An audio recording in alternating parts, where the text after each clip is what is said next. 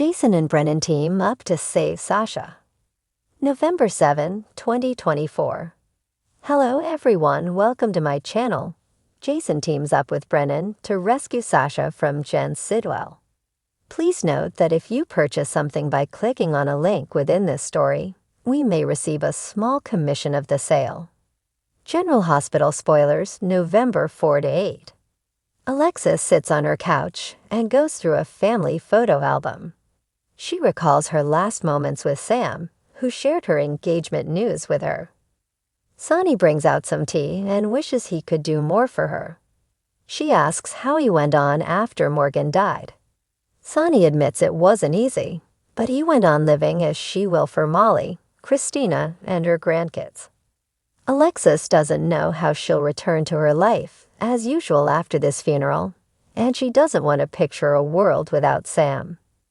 Sonny agrees it is terrible for a parent to outlive their child. Part of her is lost forever, and he won't pretend she'll get it back. Alexis notes that's what Christina said when she lost the baby. Sonny asks how Sam's kids are doing. Alexis thinks Scout is still too young to understand, but Danny is inconsolable. Alexis says she missed half of Sam's life and should never have let her go as a baby. Alexis says she thought Sam would have had loving parents, but she didn't. Meanwhile, she went to school and had a successful career while Sam suffered. She believes she's being punished for abandoning Sam now. Sonny said she had no idea who she was giving Sam up to, so stop judging the woman she was then and give herself credit for who she is now. They both had tough childhoods, as did Sam, and Sonny says Sam made it just as they did. He says Sam had a great life, knew her mother loved her, and she loved her. He tells her not to doubt that. Alexis says when Sam arrived in Port Charles, Sam hated her. Sonny says Sam came around, especially when she became a mother. Alexis says given her relationship with her own mother, she didn't take to motherhood naturally, but Sam did. Sonny says Sam always stood up for the little guy, and when Lulu needed help, she didn't think twice. He believes Sam learned that from Alexis, who was a good role model. Sonny asks if she needs help looking for an obituary photo. She notes he doesn't have to do this, but he's doing it for her and for Sam. He tells Alexis she may not have been there in the beginning, but she was in the finish, and she should be grateful for the time she had with Sam. Alexis leans on him. Portia comes home to Curtis, who is already in bed. He can tell she's stressed and embraces her as she cries.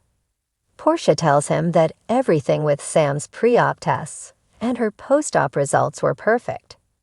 Curtis admits he's having a hard time processing this, as he and Sam were close. Portia says Lucas fought for his sister, and she was there when he had to call her time of death. She loves her job, but sometimes it's really hard. Curtis brings them some glasses of wine to calm Portia's nerves. Portia is worried about what might come back on the autopsy, as part of her feels responsible for letting Lucas operate on his sister. Curtis says it was Sam's call to have Lucas operate on her, and she is in no way at fault. Portia is hoping no one is, but she fears the autopsy will indicate she died from a surgeon error. Portia asks Curtis how his day was. He relays that he went to see Alexis, and she's devastated. She's hanging in there, which is more than he can say for Dante. It made him realize never to take her or their marriage for granted again. She says they won't, and they kiss. In Brennan's office, he asks Carly why she's come to him for help. Carly says Jason and Sonny have lost someone close to them recently. She decided to trust him, so don't make her regret it. Brennan appreciates her faith in him, says he'll take it from here, and asks her to go.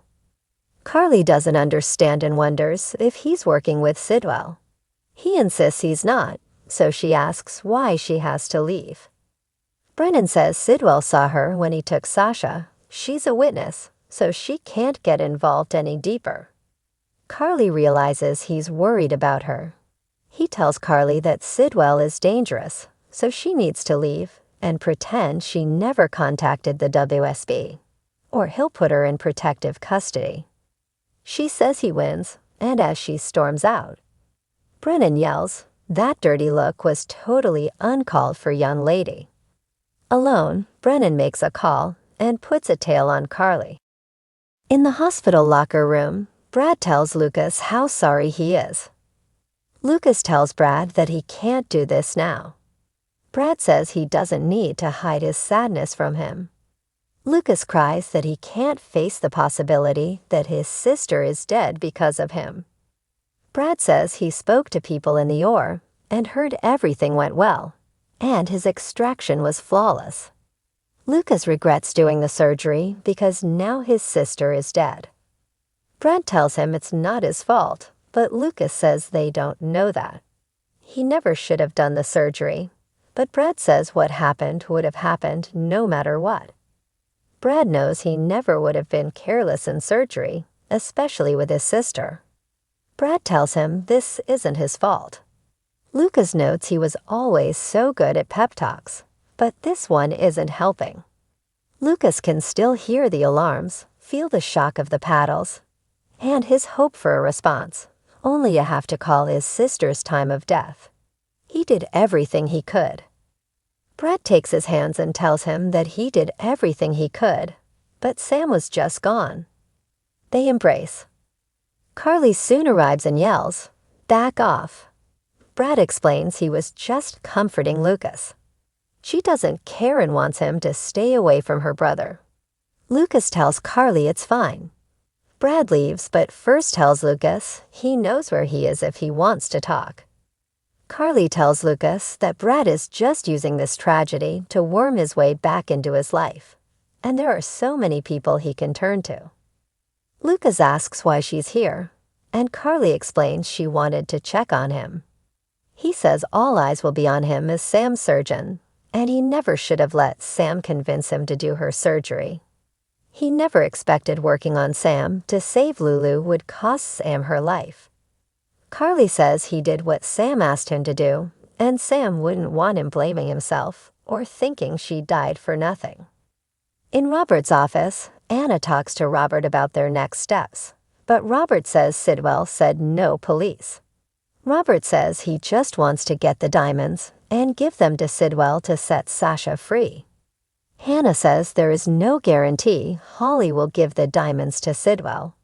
Robert doesn't believe Holly will risk their daughter. Anna begs to differ, as Holly knows Robert will pick up the pieces and save Sasha should she abscond with the diamonds. Robert doesn't believe Holly will do that and says it's time for them to go. Holly arrives at Sunny's restaurant and finds Jason. She explains she needs to see Sunny, but Jason says the timing isn't good. She needs her diamonds back, but he says the deal was they stay here. She says screw the deal, Jenz Sidwell has my daughter. She fills him in, and Jason agrees to get the diamonds. He brings them to her, but also says he's going with her to deal with Sidwell. Sasha bangs on the door of the room she's locked in as Sidwell listens from the other side and comments, "Feisty, just like her mother." Sidwell enters the room, and Sasha tells him that he's making a big mistake. She says her mother won't pay him 1 penny of ransom for her return. Sidwell states he doesn't want money, he wants what Holly took from him. Sasha tells Sidwell that Holly dumped her on her grandmother to run cons, and can guess she conned him by pretending to love him. Sidwell says she did, and then she stole his diamonds.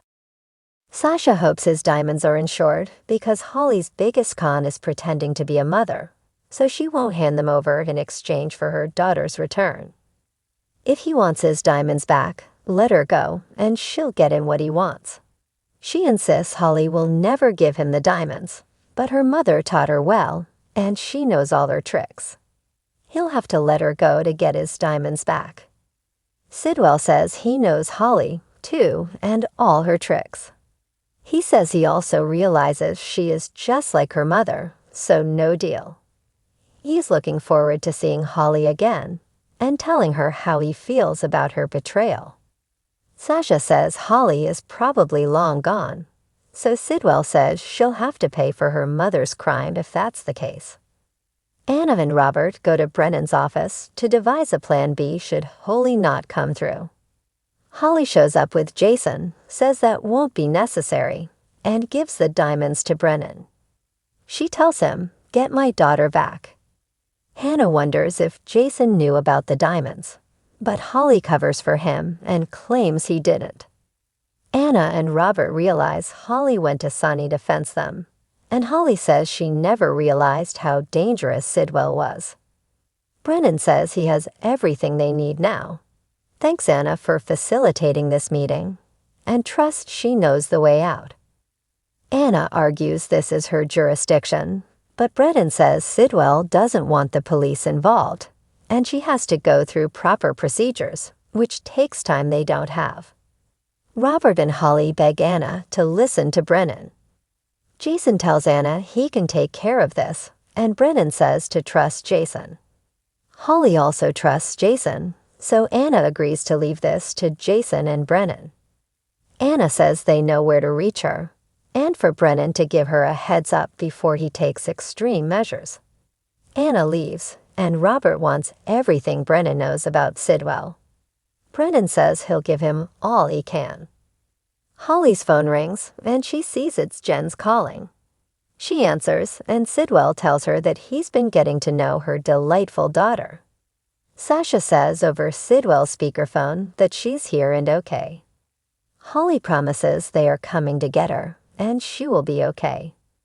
Sidwell says, "Only if you follow my orders to the letter." Next on General Hospital, Alexis wants Scout and Danny to live with her, and Jason meets with Sidwell to trade the diamonds for Sasha.